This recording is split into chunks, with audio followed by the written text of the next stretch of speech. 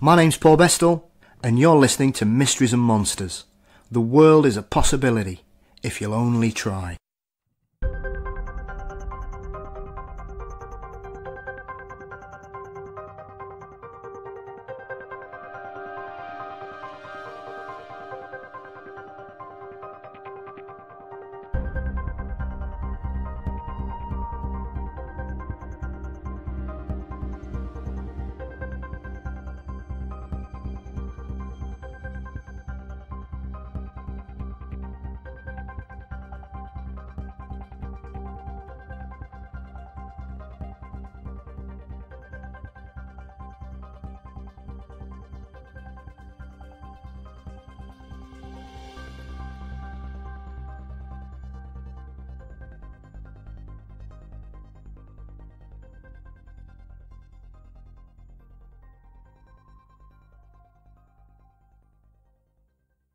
Welcome back to the Mysteries and Monsters podcast. On this episode, Adele Casales-Roche joins me to discuss her debut book, Portal, A Lifetime of Paranormal Experiences. Adele has been involved in the investigation of unexplained phenomena most of her life, notably in her work as a MUFON investigator. This has allowed her to build up a level of trust with people who may never have come forward with their experiences across a whole gamut of the paranormal. We discuss curses, UFOs and ufology, alien abduction, ghosts, cryptids and more. Don't forget you can follow us on Facebook and YouTube under Mysteries and Monsters, on Instagram as Mysteries Monsters, and plus we're also on Twitter at Mystery Monsters. You can also support us on Patreon to keep the werewolves from the door, and the podcast is now on all platforms, so please rate, share and support us as much as you can. Now, let's get to the interview. So today I'm joined by author Adele Casales-Roche to discuss her book, Portal, A Lifetime of Paranormal Experiences. She's been a field investigator for MUFON and now currently resides in Pennsylvania. Adele, welcome and thank you for joining me today. Thank you, Paul. So, how are you today? Everything okay? Oh, we're good. We just have a little bit of allergies, and the sun is now shining. It was raining all morning, which would have made a good backdrop for the stories I'm about to tell you. But I think we're expecting more gloomy weather later on, so... enjoy it while you can, then. Yes. Right. So, I mean, obviously, I've read the book. Really, really enjoyed it, and I think what I enjoyed about it the most was the variety of stories and experiences that you cover in the book.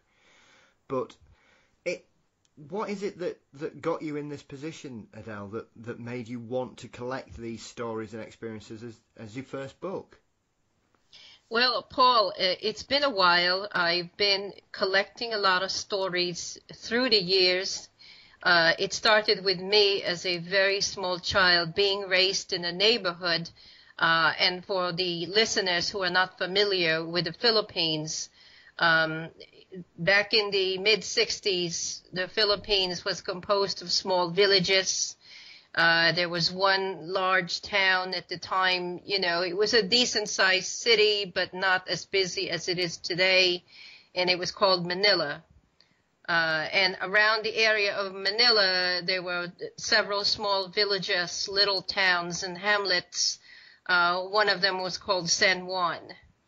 I spent my childhood there, and the neighborhood I was in happened to be the site of a Japanese massacre. My interest began when I became increasingly aware, as I grew up in the area, of just several stories, and they were not legends. They were actual stories from real people living in the homes that were around me, in particular a home that was across the street from me. You know, the Philippines was the center, the hotbed of World War II, being that strategically it was centered in the middle. Well, that's redundant. It's in the middle of Asia. Yes. Right below China and Japan, and you know, you could see one of its feet actually touches on Indonesia and Thailand to the south. Because of that, it was used as a foothold during World War II. Yeah. It's a very tiny country. I'm trying to think of a similarity. I would say it's probably smaller than England, Paul.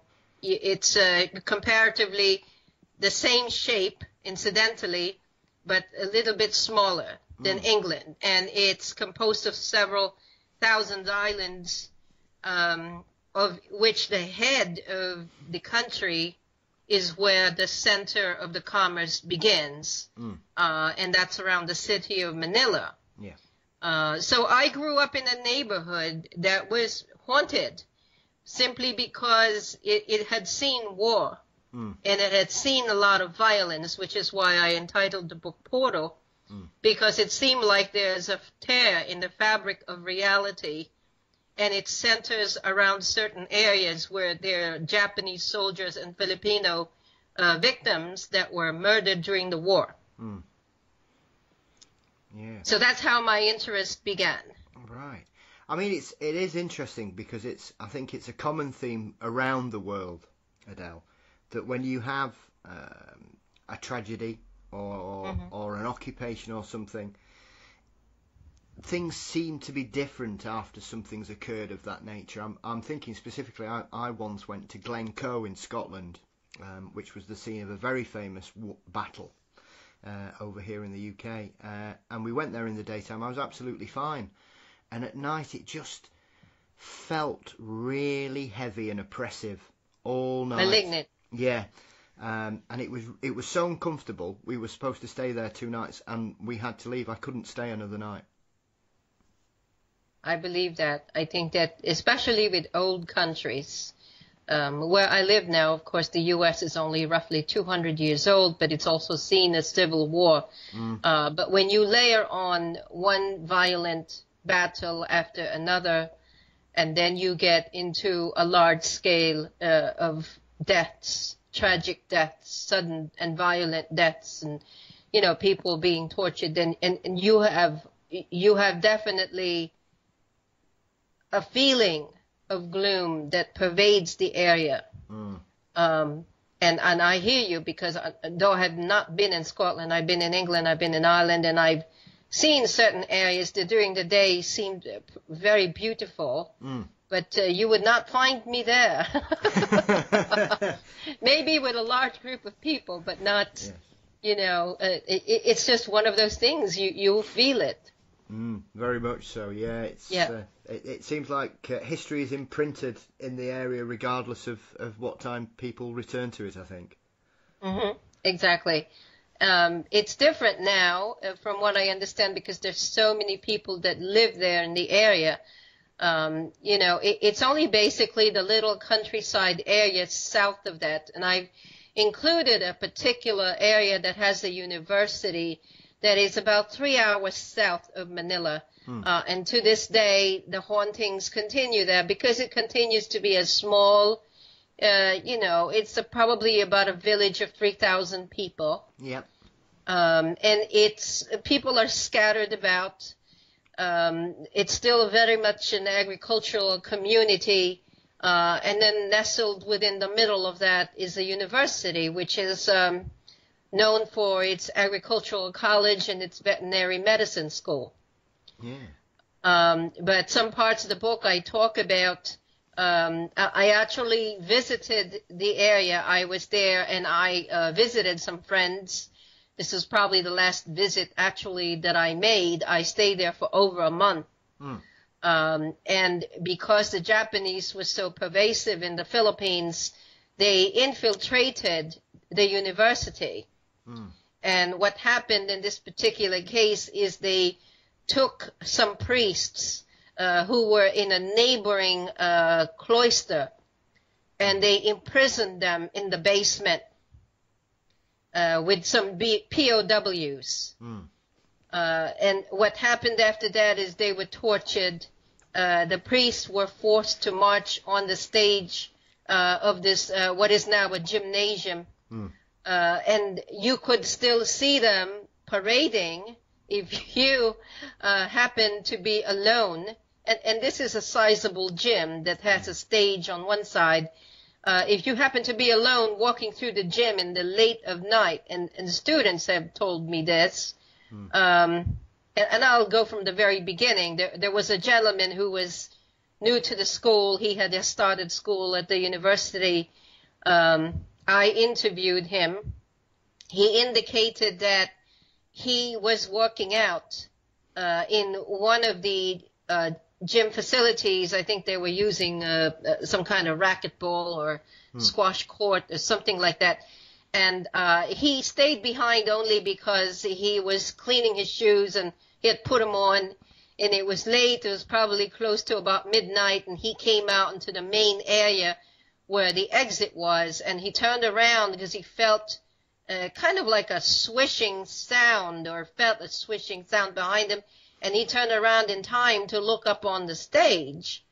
On the stage, he saw these dark figures. They were wearing monk garbs, priest garbs, and you could see that from the body on down, there were feet, and they were marching kind of like in a circle, but they had no heads.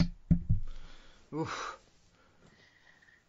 So needless to say, a witness ran rather quickly out of the gym, and he crossed the quadrangle and hastily got into his car. Yeah. So that's just one of many things that tend to happen there. And then they still have lonely lanes where, things have happened, and they see things. You mentioned something called a capre. That's Kapre, and that's supposed to be like a kind of like a demon, I would imagine, that protects a tree. It is not a pleasant thing to witness. What it is it's a disembodied entity that has very bright red eyes. And they have seen this creature perched on the top of a tree a number of times in the lonely little streets that they have, and it's not well lighted. If you're driving with a car, probably the only light you have is the headlights from your car. Yeah, I mean, the capres are a really interesting. One of the things I really like about the capre, and I find it, most weird creatures or paranormal entities are often preceded by an aroma, but the capre apparently has a penchant for cigars or tobacco. Is that right?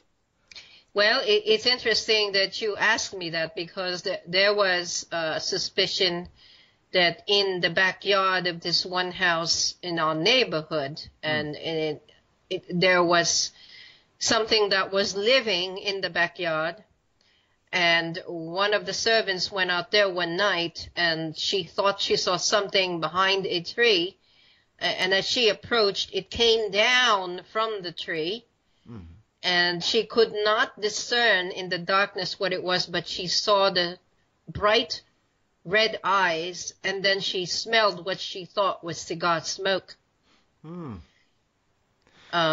It's an interesting thing, because you also, when you think about the devil or the demon, people talk about the scent of not just so much cigar smoke, but a certain aroma of something burning.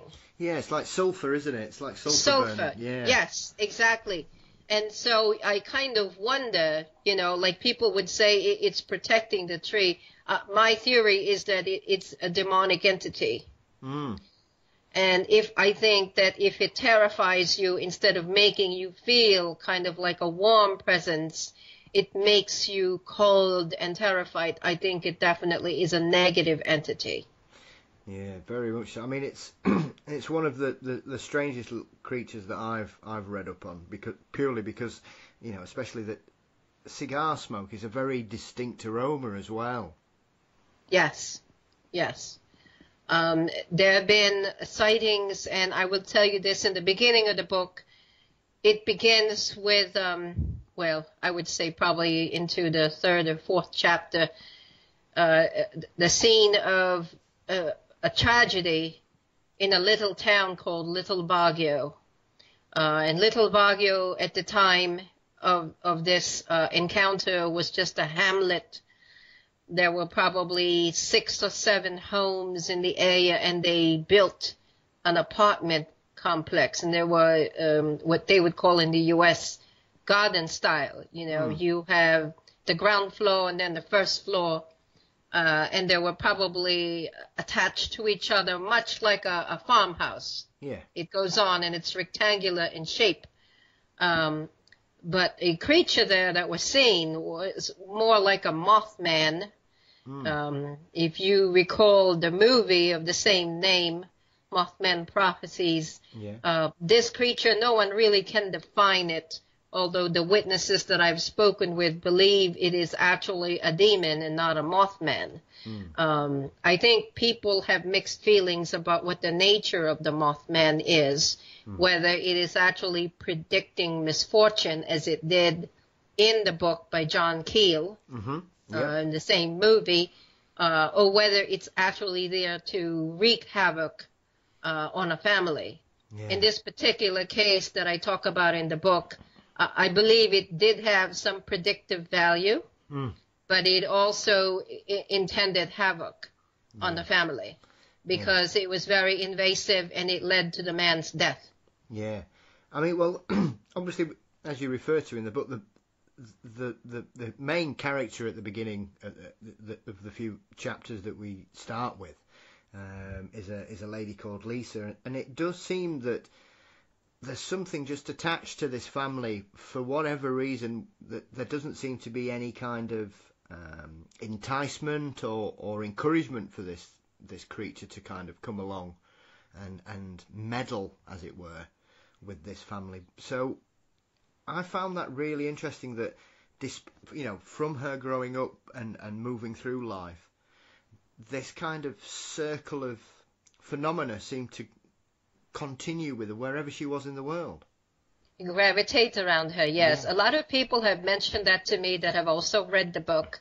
One gentleman who read the book early on, right after it was published and put on Kindle, indicated that he felt that somehow the family was cursed. And I will tell you, and you will probably remember parts of it that would suggest that possibility. In the opening parts of the book, when the mother, the matriarch, was fleeing with her 4 children, they came upon a convent in the middle of the tropical forest. Back in the, I would say probably 43, 42, when this was happening, a lot of the Philippines is wooded. So this young woman, who was only in her, I would say maybe late 20s, early 30s at the time, was fleeing on foot with 4 small children, fleeing for their lives, trying to hide from the Japanese. And her husband was a medical doctor who ended up in a MASH unit. So they were separated, and the gentleman told May, who read the book, that he thought that whatever the young girl encountered, in this case it was a nun, who hit her on the knee. It was a nun who was not alive, obviously. They came upon this convent, and she was roaming the halls, and we're talking by candlelight. She came upon a room, and in the room there were several beds. It was a convent, but it had been abandoned because they're not sure whether the Japanese had already been there. There were no bodies or anything. It was just simply abandoned, but there was like the detritus of people having lived there and fled. And you can tell it was hastily. She was sleeping, this child, and she was around 6 or 7 at the time. She woke up from a dead sleep in the middle of the night, and she sees this specter approaching her from the other end of the room, and as it was getting closer, she realized it was a figure of a nun, and it was floating. It was a nun in black habit. She could not tell from the darkness the face, And then when it got closer, she could see it was very, very angry. And if you felt anger, you know, real deep anger, rage, this is what she felt. This is what she told me. I actually spoke with her. And the creature came up to her and punched her in the leg and left a mark of a signet ring. And it stayed until after she was married. And then when her husband passed away, sadly, the mark disappeared. Wow. So the gentleman who read it said, I think that was a curse. That was the beginning of all the different tragedies that happened in the house until they moved to that little town, San Juan. And she then was a young lady by then. And living under the same roof as the rest of her siblings. They encountered all kinds of entities, from the Japanese soldiers who were never really given a decent burial, to entities that were somehow, they were demonic. Yeah. I mean, that's concerning. That's not, I wouldn't like to see that as an adult, never mind as a 6 or 7 year old child, with the greatest of respect. It's, what went on in that area of the world, especially during the Second World War, one can only hope those nuns escaped. As much to my share, I studied the Second World War quite intensively at school and at university, so it's always something that's really interested me. So that fact that this child sees a nun in such a kind of opposite personality to what she would probably expect a nun to be is quite disturbing. That what would have caused that spirit to be in that frame of mind. And it's interesting. I don't know, to tell you the truth, but the sense that she got was that it sought her out because somehow she was invading its space. And when you think about hauntings in old homes and castles and things of that nature, when something or someone dies tragically, they hold on to whatever property they were in, and they don't want anyone else to be there. And that was the sense. I mean, the girl started screaming. She then knew she wasn't wanted. And she ran off and reunited with her mother that was on the ground floor, and the rest of the siblings. And, I don't think they slept for the rest of the evening. And obviously they just were using it as a place to kind of rest and try to get some sleep before they kept moving on. But definitely there was a sense of them having entered an area that was already inhabited, so to speak. So, and then there's another point in the book that could be the possibility of why I've always said, you lead a quiet life, and if everybody is happy and content, nothing happens to you until one day violence happens. Yeah. Or someone has done something to disrupt the normal course of life. Yeah. And I will leave you with that thought because somewhere in the book, the husband, the medical doctor, came home after the war. And what happened when he rejoined the family, the matriarch of the family, his wife, always felt that his personality had changed. Yeah. Whether it was because of what he witnessed during the war, or maybe that was latent in him, we will never know. But I think that was the opportunity for the portal to open once again and invite something that was not benevolent. Yeah. It would be, regardless, curses, like, as you refer to someone, coming to you and saying that that's what their interpretation is. It goes beyond the realms of coincidence that someone should see and experience as much as this lady does throughout her life, like you say. And I think there's clearly something there, but then you would kind of say, because usually a curse is put on somebody for a specific reason, whether it, they've been wronged, Right. or Exactly. it's, the Bell Witch is a famous one because that was allegedly about property that was stolen from Yes. someone, and the woman that was robbed basically cursed the family to suffer.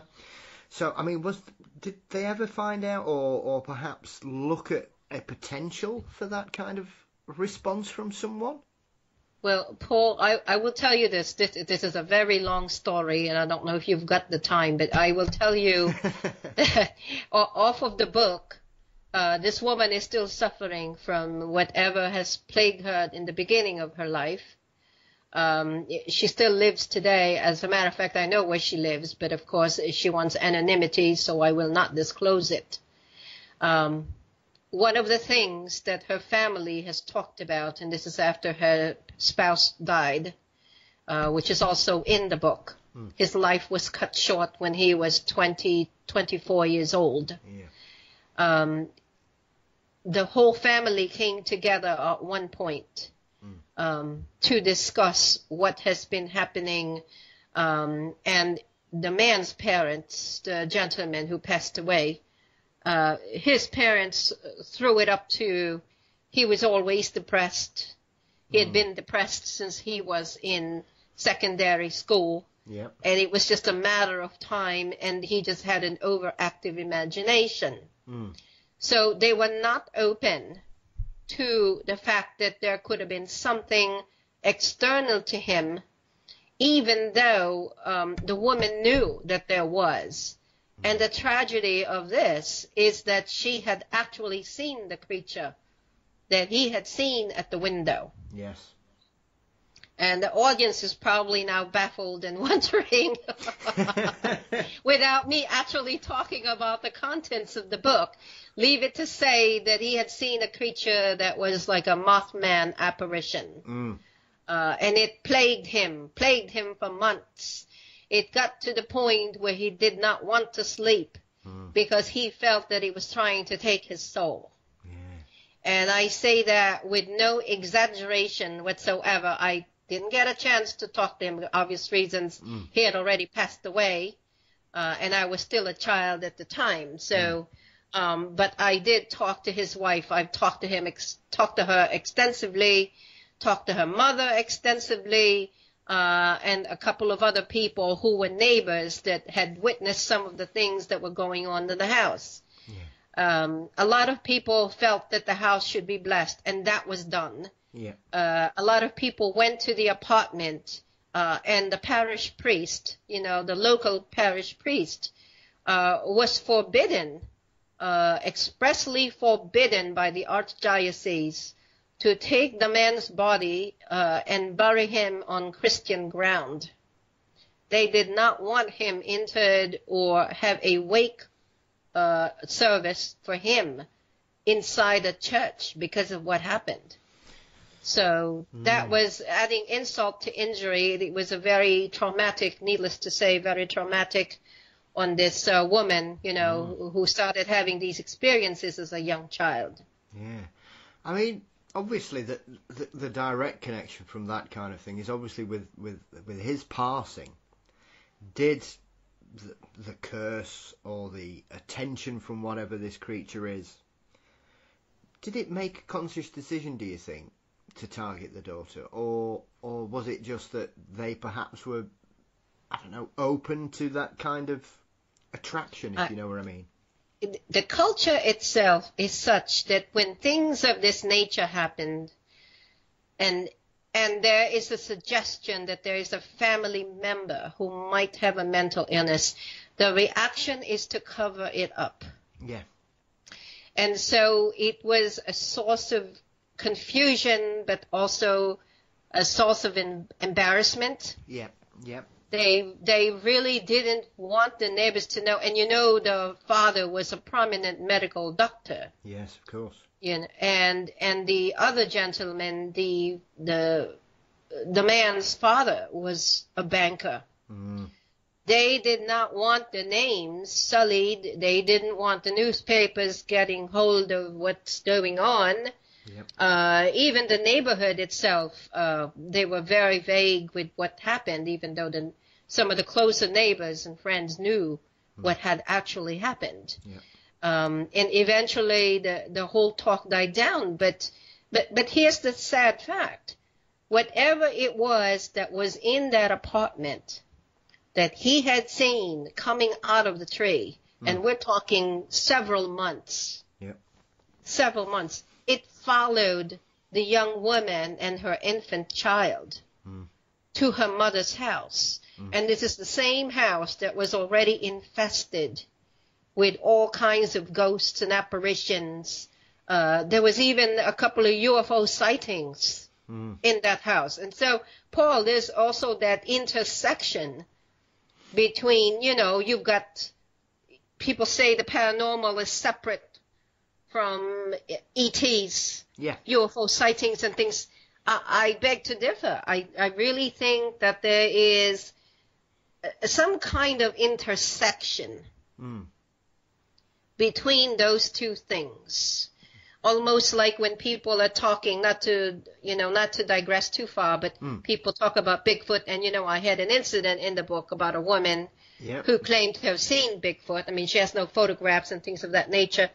But people have talked about Bigfoot also seeing UFOs before or right after they've seen that creature. So, when I speak of portal, I'm talking about anything that can come through from the alternate reality. Yeah. I mean, the term we use a lot in the UK is window areas, where it seems that a variety of phenomenon will appear at a similar juncture, very similar to what you're saying there, and that covers a variety of mystery, animal sightings, lights in the sky, an uptake in paranormal activity, in hauntings in specific things, animal mutilations. Sometimes you will get, it doesn't happen that often, but there are specific areas where really strange thing that seems to tick every box, Adele, occurs in that specific area. If I may interrupt, you remember Cannock Chase? Yes. Over where you are? Yes, very much so. I mean, what is it with the people dressed up as if they were in the 17th century? Yeah. Taking a stroll along with people from the current time, and they turn around and they're gone. Yep. And then the werewolves. It's probably our most popular area. We haven't got many werewolf stories in England, but it's strange how Cannock Chase has got one of the better ones. Yeah. So there you are. I mean, I think that there's definitely different levels of reality and different dimensions, and they're all kind of whispering at us, trying to remind us that it's not just this existence that is here. There are several levels of reality, all probably coexisting in the same space. Yeah, very much. I mean, as science has progressed and technology has advanced over the last, certainly things seem to be moving at a far quicker pace than I can remember growing up. It seems that every other week there's a new discovery or something, some new theory seems to prove something else. And I think 20, 30 years ago, the potential of alternative dimensions and things like that were scoffed at out of hand by the scientific community. And I think now there's quite a growing base of people that share that belief that there has to be some kind of alternate dimension or reality, whether it's alongside Adele or around or in some particular aspect how it works, but there clearly has to be something else there. And slowly people are starting to believe it. Slowly people who are, what they call scientists maybe are talking about, is it really linear physics when you look at reality? Yep. Or is this really quantum physics? And someone had suggested, I could forget his name now, he had suggested that the nature of reality can be explained by the principles of quantum physics. Mm. Yeah. Because we are in the 3D, which is the lowest, well, not the lowest, I would say the animals probably, I mean, dogs can't see color. Yep. They're in the 2nd dimension. But there's probably up to 20D. Yeah. So when you consider that, and there's a lot of things that are beyond the range, not just of our vision or our hearing, but there's also all these other senses that we do not possess. Yeah. There was a mystic, and I'm trying to remember his name. I read up on him for a while and then lost track of him. He talked about the third eye and how the third eye in some people are open, and they would call them channelers or mediums. I don't know if you believe in that, Paul. Mm. Yeah, well, it's a theory I've come across several times. My grandmother was a white witch.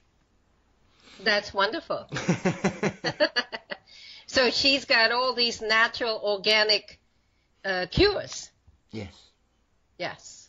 Absolutely. Yeah, I've been brought up with that kind of train of thought and theory, so I'm fully aware of the third eye principle. Yes.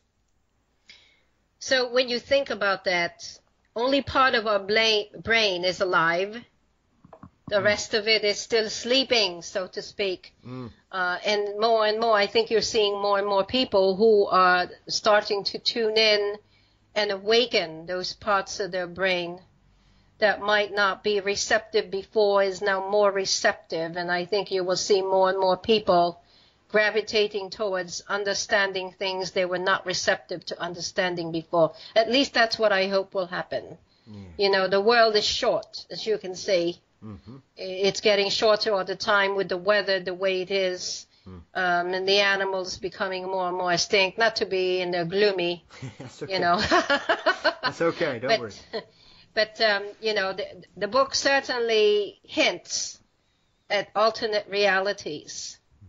And some parts of the book hint at actual people who are transported to a totally different reality. And what I've noticed with these accounts is some of them, they tell me there's always some kind of almost an imperceptible sound right before the encounter or the sighting. And it is like a distinct hum. They feel somehow that time slows down so that they can see better what they are witnessing, almost as if it is inviting them in to be able to see and fully experience. And some people have asked me, you know, you have my car plate, my license as UFO hunter from my days in MUFON. Yeah. And people say, how do you find them? And I said, I really don't find them. They find me. And it's the same, I think, with these bizarre and terrifying encounters, you know, with ghosts or whatever they are. They, if you are ready, they will find you. And even when you don't want to be found, somehow they reveal themselves. And I sincerely believe that none of these encounters are coincidental. I think they're intended for the person who's ready to be able to view them and maybe wake up. Yep. I think that tends to, for me, it's one of those things that's always fascinated me is when someone has a particular type of experience, do they then go on to experience more because that initial experience jolts their reality, Adele, and basically maybe they suddenly start to look at things properly, if you know what I mean, whereas before they may have dismissed something out the corner of their eye or what they've heard. Do you know what I mean? I don't know, Paul. A lot of the people I've talked to, you know, there's the family and friends that I met just last year, and they are very reluctant to rent an apartment or a house in France after that encounter. So I don't know that they're necessarily looking. I think they wonder, and their eyes are open in the sense that, okay, now I believe in ghosts. Yeah. Now I believe, that when I see something, it's not necessarily flesh and blood. Yeah. I don't know that they're looking for it, like the woman who saw the Bigfoot across the street, and she moved. Yeah. She moved shortly after that. She, she wanted to be safe. She didn't feel safe. She had lights put on in the front and in the backyard for her own safety. But after that, her sons come in and said to her, maybe this is not a good idea for you to be so isolated. So, some people, they become curious. I'm one of them, obviously. Yep. I search for the accounts. I am not afraid to walk into a building. But of course, you have to prepare. This is not a game. Once you're attached to them, it is a lifetime. Yeah. So it is not a game. And I have to tell the audience, you think that it's exciting and it's mysterious and entertaining. There is nothing entertainment about an infested home. Or there might be a malevolent spirit or a demon in there, and you walk out of there thinking, well, it's over, I'm gone, I've gotten in my car and drove away, and it doesn't matter how far you are. If it follows you, it follows you. Very true. So you have to be prepared. You have to be protected. You have to have whatever faith you have. You have to go in there having an extremely deep conviction, and I don't want to wax religious, but it is the truth that you have to believe in a source or a creator, and you have to be very strong in that belief. Because if you waver and you have doubt and you walk into, an area like Cannock Chase, for example, and you are shaken and you don't know perhaps how to shield yourself or protect yourself beforehand, it will follow you. There are, several well-known investigators that have often, given a breakdown of exactly that kind of attitude, because I think sometimes people can be quite laissez-faire about going in and, I've seen it, I've seen a few videos, I know what I'm doing. With the greatest respect, you're meddling with things that perhaps you don't fully understand and comprehend the consequences of. Yes. And because they have more power than us, they can play with our minds. They can conjure events to our downfall. They can cause things to happen. These are creatures, or I would say entities, that have been here for centuries, much, much longer than we have.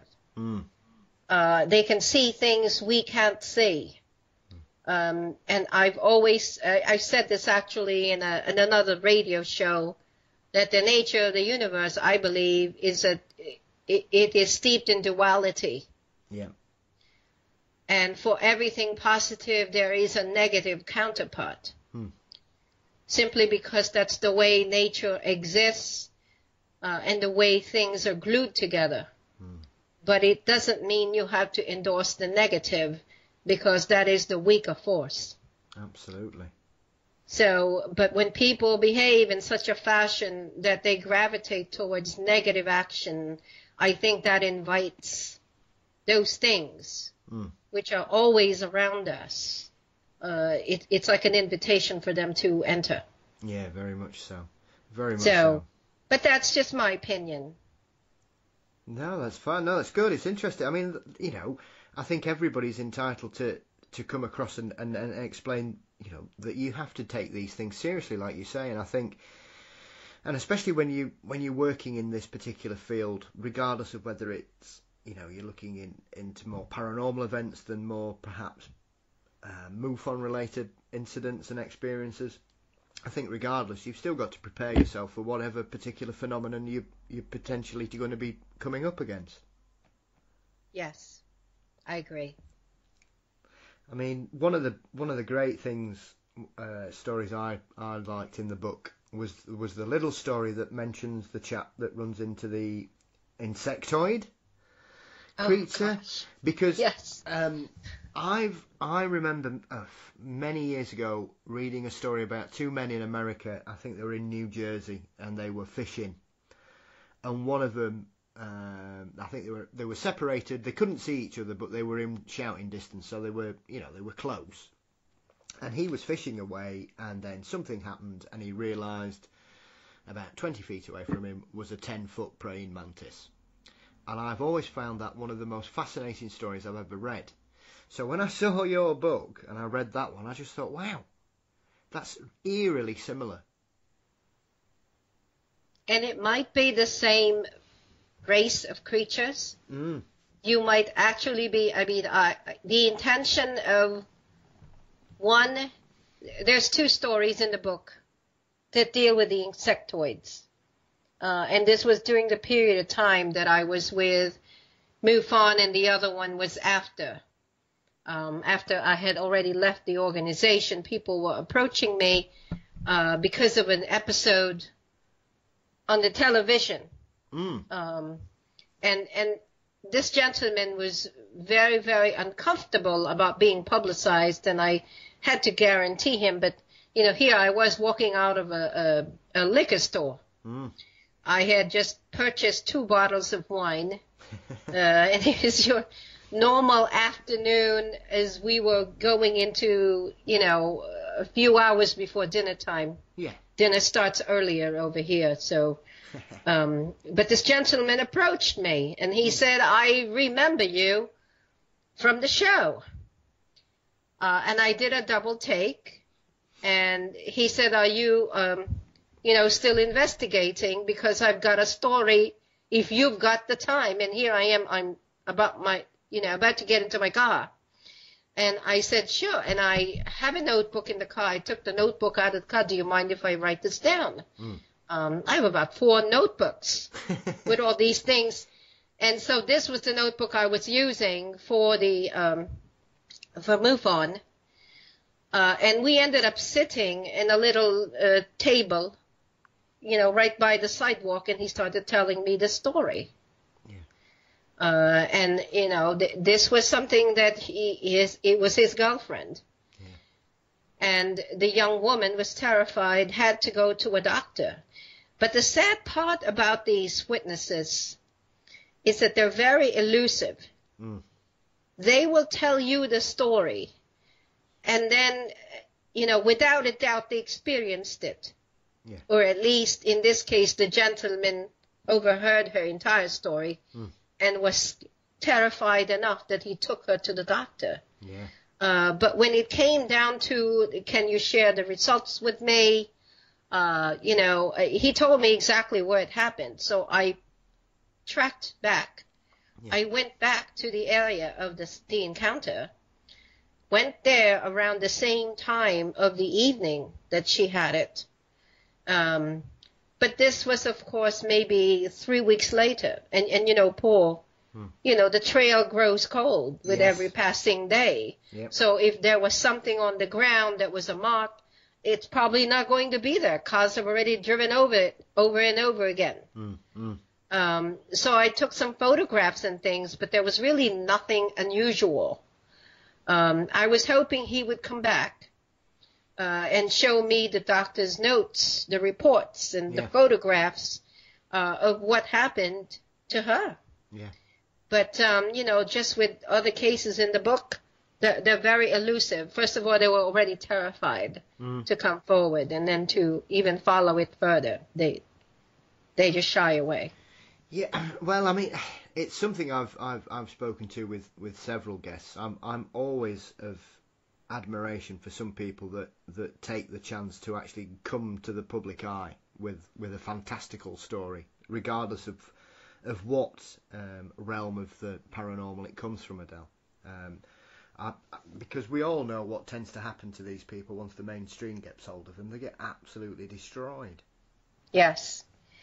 And I would tell you there was a story of a gentleman. This is not in my book, but this was on the episode, and so it's really public knowledge, but of course he doesn't want his real name disclosed. After that was aired, he expressly told me, since I was the key investigator in the case, he called me up and he said, it's continuing, but I don't want any press. I don't want you to notify the organization. I don't want you to come in because there's things on the ground. And these things, he said they were like, I don't know if you're familiar with, it's a piece of candy. It's called Starlight Mints. And it's kind of like a white flat candy with a whirl of like pink, dark pink. Yeah. And it's usually a mint. You're familiar with it. Yes, I've seen it. Yeah. Yeah. So weeks after this initial sighting, and this sighting was an actual saucer that was the size of a mall, and I'm not kidding you. It was the size of a mall, and it was octagonal in shape, and it had flags around it. And for some reason, at 4 a.m., as he was standing by his bedroom window, he couldn't sleep. He was standing looking up at the cloud, and suddenly this thing clears it. And it makes a turn, a 90-degree turn, right over the field in front of him, right outside his window. That was publicized and everything, and it made it to the TV, and they made all kinds of sketches and drawings and yada, yada, yada. But weeks later, he calls me, he says, this is just for you to know. It's still continuing, and now he's seeing Starlight Mints close to the ground in the backyard of his house. And this is like a 3-4 acre piece of ground, the property. And, and I said, okay, we let it go at that. If it doesn't hurt you, you don't need any help, you don't need any explanations. I think you already know the nature of them. Yeah. But the question remains for most of them is, why me? Yeah. Why did it seek me out? What is it that I have that other people don't have? Yeah, very true. Because I think there are notable cases as I'm sure you've come across in your time with MUFON. Things like Flatswood is a fantastical story that bears no kind of comparison to any other case, I think. And often when you speak to these people, the general feeling a lot of them have is, why me? Yes. Regardless of, be it a haunting or a big... I remember once a few years ago I saw an interview with a gentleman who was an avid hiker in British Columbia, and he'd had a Bigfoot sighting. And it's probably one of the most compelling interviews I've ever heard, because he was so close to... it was about 10 years after the incident, and it had completely changed his life. And he was... throughout that, I think it was about a 15-minute conversation, he was as close to tears without crying you could be, describing it, as I've ever seen someone be interviewed on television that wasn't talking about losing, who wasn't grieving or had lost someone. He was completely changed by that experience, and it was still audible in the way he spoke about it, even though it was 10 years later. Yes. Well, the feelings are there, and if it's something that happened recently, it is heartbreaking to hear it and not be able to do anything about it. There was a similar case like that where the woman had posted something on a Star Team website on MUFON, and I happened to be the dispatcher at the time, and my job was to read the report as it came in across the screen and actually contact the person that just filed the report within minutes. So within minutes, I called this woman, and this is included in the book. Yep. And you could feel from miles away her fear. Yeah. And you could feel the desperation in her voice. Why is this happening to me? I'm really terrified to live here.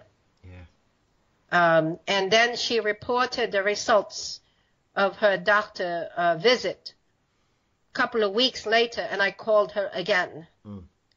And it was the mandate of the person who was funding, who will go unnamed, that they wanted something that had to do with craft technology. Yep. And for us to focus on that. So this, among other cases, went uninvestigated. Yeah. And my question has always been, what are we doing for the abductees who have been traumatized? Yeah, absolutely. You know, like Bud Hopkins has had, you know, in his time, he's run support groups and things of that nature. Yep. I think Whitley Strieber has been instrumental in doing some of that as well. Very much so, yeah. And David Jacobs, who is over here on my edge of the woods, he's now an older gentleman. I believe he's already retired from the university. But for a time, he terrified people with his videotapes, his investigations. Yeah. They could not handle it. They could not wrap their head around the enormity of it.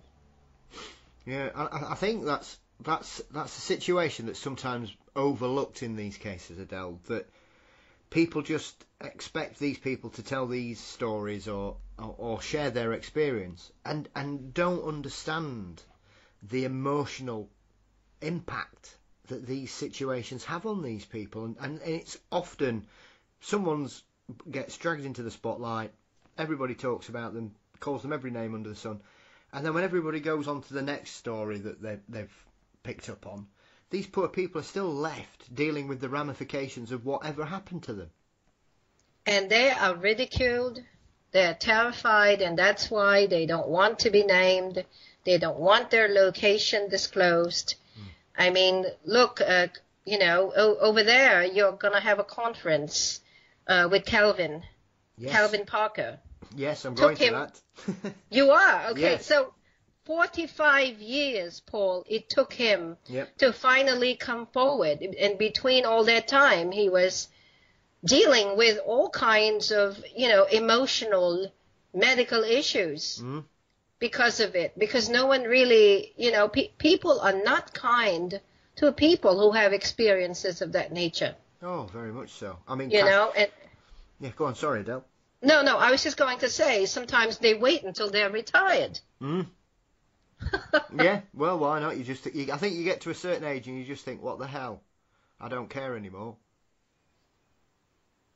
And your employer is no longer there. Yeah, exactly. Your co-workers are no longer there to mock you. Yep. I remember the period of time when I was with MUFON, and it continues still.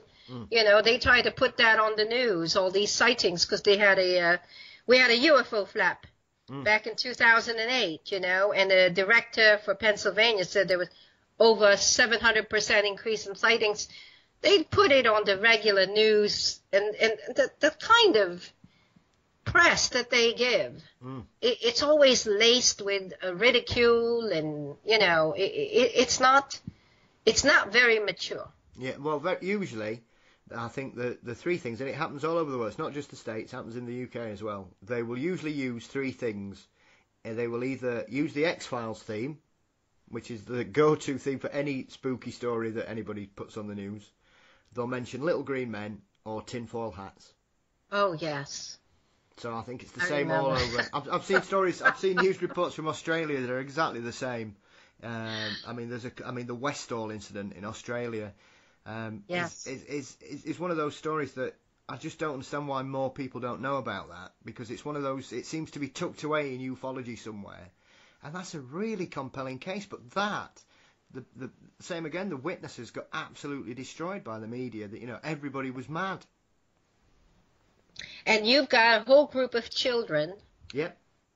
Plus the teachers that were involved, the entire building. Mm-hmm. And they throw it up as mass hallucination. Yeah. They were trying to clamor for attention. People who are respectable don't clamor for attention. And, I just don't know what to say. Absolutely. But my book, I hope, is something that is eye-opening. And I just want people to read it with an open mind. Yeah. I'm not aiming for anything in particular except for them to start thinking about what is really out there, and that just because you can't see it or hear it doesn't mean it doesn't exist, because then it will knock on your door to remind you that it is. Yeah, I think some people deserve a knock, to be fair, Adele. Yes, and you know, sometimes people toss it up no matter what. Yeah. You know, I think it has to do with how many people do you know around you. If you're the only one, you wonder, maybe you were just feeling tired. They toss it up to different things. But it's kind of hard to dismiss it if it keeps happening. And I think with this family, maybe there was an element of refusal. Yeah. Maybe they were dismissing it, and then eventually it just it kept coming back. And the experiences started to become a little different. Yep. That was the same family where they had a huge UFO on the top of the house, above the roof. So, you know, I don't know why. I don't know why they in particular. I couldn't answer that question for you. I mean, it's what I've been the other aspect of this as well is, you know, as we've touched on, is a lot of shame that can be associated with this kind of these witnesses, because, like you say, it's putting yourself out there for ridicule, but then it also makes their close friends and family question their sanity, and depending on your, you know, the cultural background or wherever you are in the world, different places view these kind of experiences very differently. Yes, and I'll tell you, after these different incidents in that particular home, because it's a Roman Catholic nation, they've had that parish priest coming over there. You know, they were on first name basis. Yep. It got to that point where the poor man was coming in and out of the house. And, you know, exorcisms are unheard of during that time. I don't even know what that man would do to get a hold of the Vatican. But he would come in, he had his baton, and I tell you, it kept happening because there was another event. Early in the 70s, and I don't know if we're running out of time here for this last story. Oh, you're all right, don't worry. Okay. As long as you're all right, I'm all right. Okay, this was during the Marcos regime. You probably remember Imelda with her 2,000 shoes. Yes. Okay, their period of reign, as I would call it, was, I would say, 10 years. The normal presidency, from what I understand, and presidency here in the U.S. is about 4 years. In the Philippines, it's 5. Yep. It is unbelievable that this man was actually voted again, and they've manipulated that, I think. And in his second reign, he declared martial law. Yep. The country was extremely prosperous, and I don't mean to go into politics, but for the purposes of the story, I will. Yep. The country was very prosperous. At the time, it was much more prosperous than Japan, if you can believe it. Yep. It was rising. It was doing commerce with Europe, yep. Which is not even a neighbor. It's on a totally separate area of the globe. But it was getting goods back and forth from the major European countries. You remember Pickfrien's cookies? Yes. Yes, we referred to them as biscuits. And we had our tea. Yep. And we had our coffee and cocoa from Spain at 4 o'clock in the afternoon. Okay, courtesy of the Spanish and the British. They were flocking in, all kinds of chocolates, you name it, we had it. Yeah, we were definitely getting British British influence if you're using the words biscuits. That's and we still called them biscuits. We still do. You know, and then the Italians had their biscotti, and my grandmother used to say, yeah, this is the same thing. Biscotti, biscuit. It's just that it's tougher and you have to dunk it. Okay, but it was a tremendous exchange of commerce. And it was wonderful. Cars were coming in of all makes and models. To make a long story short, it was in its heyday one of the best countries in Asia. Until Mr. Marcos and his wife with the 2,000 shoes came in. And they had martial law. Yeah. That brought in almost like a civil war. Yeah. Okay, and they had guerrillas running to the mountains. my mother, who was a journalist at the time, went underground. Yeah. There was a lot of mayhem in the streets. There was a curfew. Yep. And when you were caught, you were imprisoned. Okay? But that was not all, Paul. Yeah. The people who were caught in the streets were sometimes shot.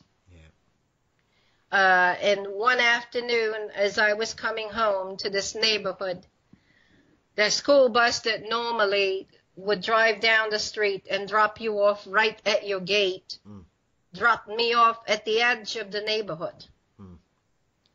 And as it went on, apparently there was some kind of problem happening in the street. And along the wall of this haunted house, and the wall is made of stone, which went to about 7 feet high, there were people lined up with their backs to the wall, with their hands clasped behind their head. And in front of them was this huge, I guess it must have been a Hummer. Yep.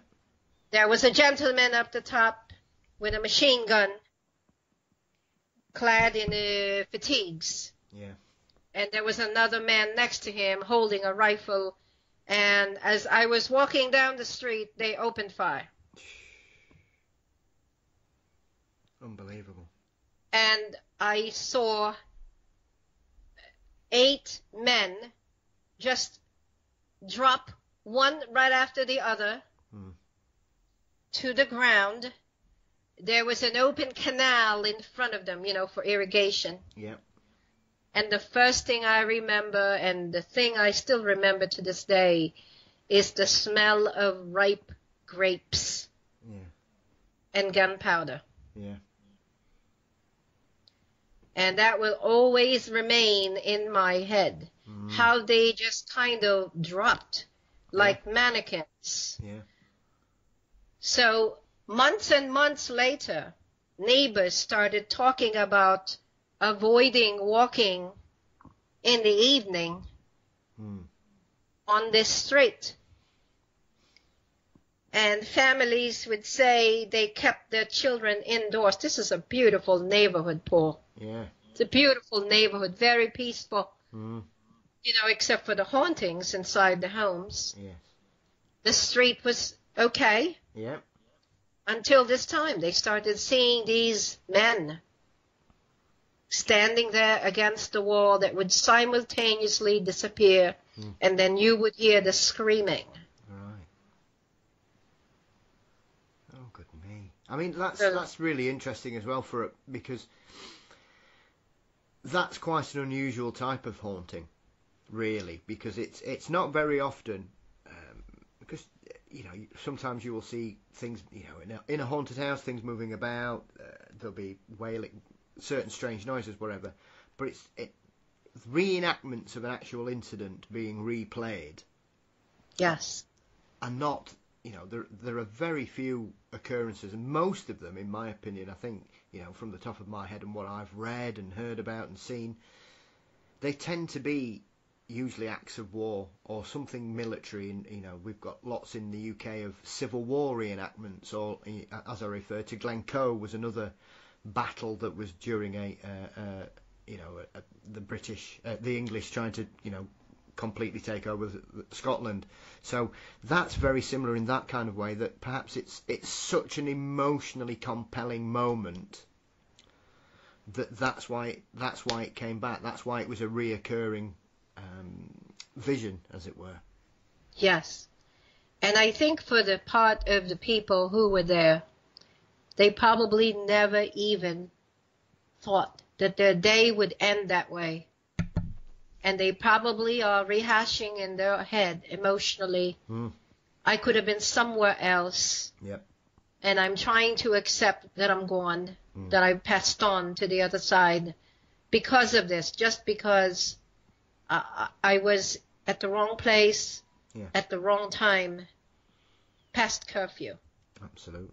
Absolutely. I mean, I think we should never underplay the brutality of the Marcos regime, and I think it deserves not to be forgotten, not for any other reason, but just to remind ourselves of the cruelty of humanity at times.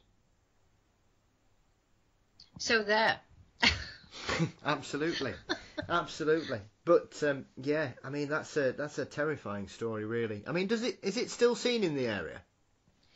You know, have not asked because everybody that is now in the neighborhood, they don't know. As far as I'm aware, they have moved on. I know the family on the one side of me have moved to Australia.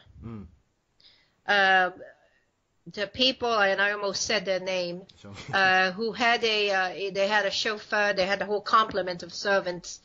They have moved overseas. Actually, I think they're in the UK. So there's quite a number that have already moved on to jobs overseas, and the ones that have remained, I believe, are just the distant relatives or maybe even the elderly. So I've lost touch with them. I have kept in touch with two key people that are in the book, simply because they happen to have moved on the eastern seaboard of the U.S., and which is how I got this book together. There are relatives that live in the southern part of Luzon, which is the largest island. And they used to live around that neighborhood. Some of the stories came from them, first-hand accounts, and then the stories of the current neighborhood that they're in that is also haunted. And I forget who it was, but there was a previous show where I was asked, is this unusual for an Asian country? And I would say no. It's just that it happened to be the place where I was born and raised. So I'm obviously more familiar with the people and the culture. And I happen to be in the same neighborhood. But I would say that any country that has experienced tragedy, which would be everybody, would have these things lingering. And, you know, in the dead of night, you would see things that you don't expect. I think that is something that you can kind of go around the world, and there will be certain cases in certain areas that are very, very similar, I think, in most countries. Well, I would tell you this, Paul, and I've never told anybody else about this until now. I'm planning on going to France again. I've been to France about 4 times. For a 5th time, I'm going back to France next summer. Actually, this summer as well, but next summer will be a protracted one. I will be there for a couple of months. Right. And I am aiming for the Dordogne area, which is a central portion of France. And I know some of its history. You probably do as well. That was the demarcation line between the British and the French. And there was a war and battles that happened in the area. So I'm wondering, I'm looking for a character house to live in. To rent, and you never know. You never know what you're going to see. Oh, very good. That'd be nice. That'd be probably like homework, I would imagine, Adele. If you've got somebody living in the house with you, it probably makes it the easiest investigation ever. Yeah, and it's interesting because when I travel, I always aim to get to connect with the locals. I've done some touring earlier in my salad days where I was actually in a tour group, and that's very different when you're sitting on a bus with 24 other people that have never seen a country. You're staring at buildings most of the time. And you're eating tourist fare. You're not really eating what they're making. You're eating whatever, here's the regional specialty by a 4-star restaurant. And then sometimes you walk into a place that's really just near the bus depot, and then you encounter an actual pub, or you encounter a little village, and there's a real restaurant there, so to speak, that the locals go to. But you're not going into their homes. You're not really going to the grocery store. You don't get a flavor of the life and the actual culture that is beneath it. you're hearing more of the history and looking at the building. But when you're there and you're actually there living there on a daily basis for a few months, you know, it could be 2 months, could be 6 months, you really get a feel and the vibe of the people.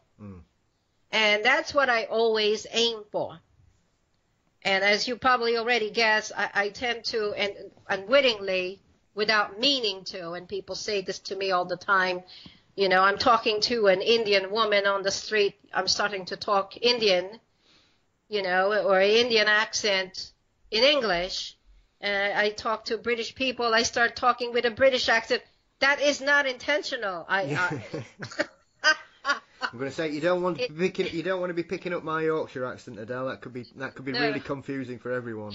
I understand you fine. I really do. Good. And I think that you have to go in with both feet and both hands and immerse yourself. And when that happens, people are more receptive to telling their stories. And that's how I was able to harvest some of the stories from the foreign countries, from countries in different areas, because people, you know, will talk. They will talk about their current experiences, and then they'll talk about what happened to them on the previous trip, or in a neighborhood that they used to live in. And I guarantee their anonymity. As a matter of fact, if I am to write a second book, I will tell the audience this, that if you do have a story that is singular, that is unexplainable and uncanny, I welcome it. I will guarantee your anonymity. I will not disclose your actual location unless you want me to. And they can always email me the story.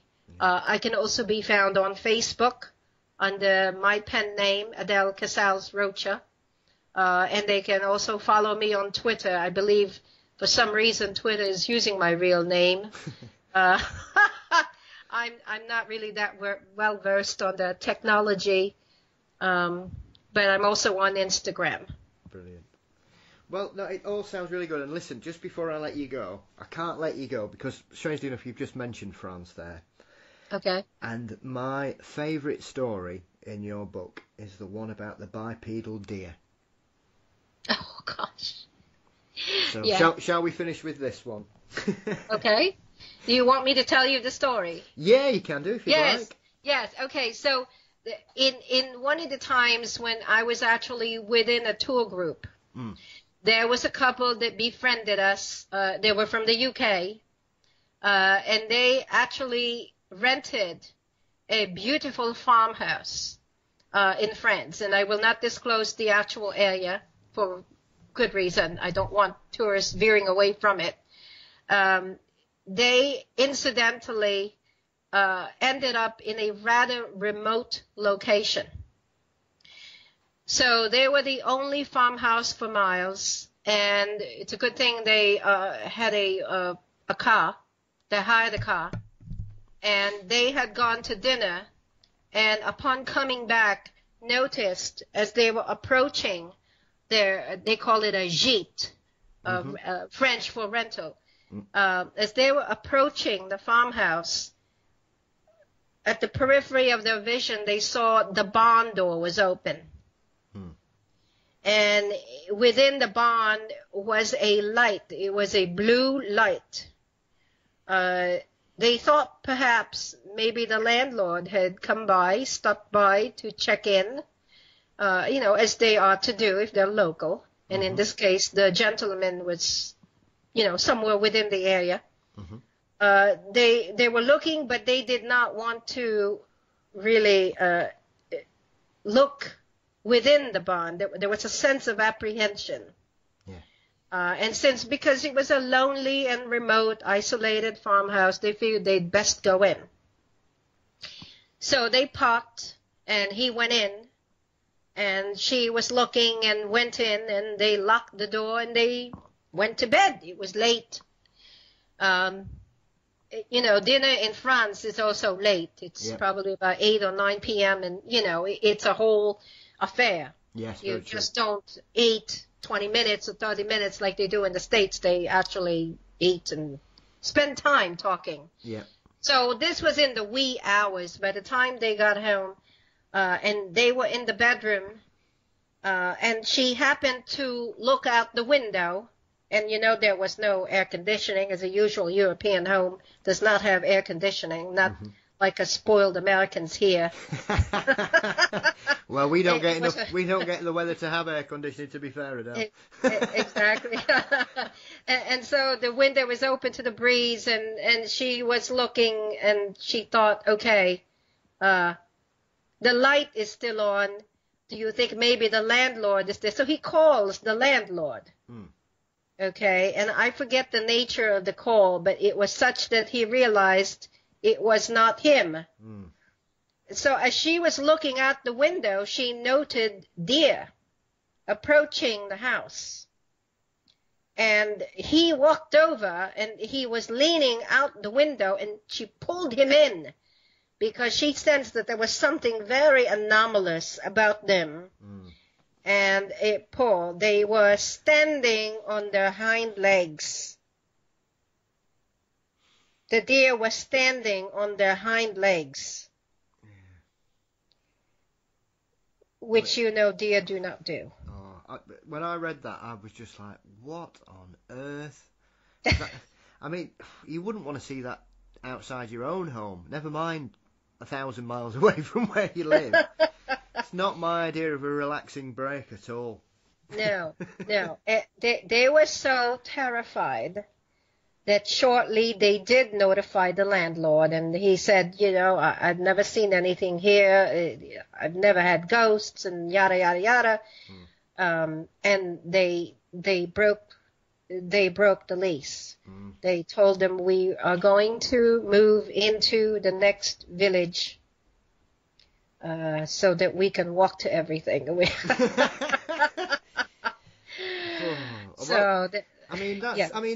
That's the thing that kind of made me think, well, clearly something went on, because with the greatest respect, firstly, it's not the type of story you would tell someone, or anywhere would it be possibly considered a reasonable excuse for breaking a lease. Yes. And this is a well-traveled couple. I mean, this was a trip, I'm trying to think of whether it was the Eastern Europe trip that we were on. And they explained that they've been through several different countries, and they wanted to kind of take a break and do something different. And we've done the same, my husband and I, where, we say, okay, we're done with waking up at 5 a.m., putting the luggage out at 6 a.m., eating breakfast in a hurry, and when they have breakfast on these tours, Paul, you will drool. There's so many things. It's a buffet, and you end up weighing 20 pounds, and then you're stumbling behind the tour guide who's holding up some kind of relic as they're stumbling through the streets, and everybody's looking at you like, what's the big rush? So we have taken these type of breaks where we just rent, which is what we're doing when we go to France again. And you never know what you're going to encounter. Like the one with the Morocco story, which I will save for some other time. But oh no, definitely. I could talk to you all night.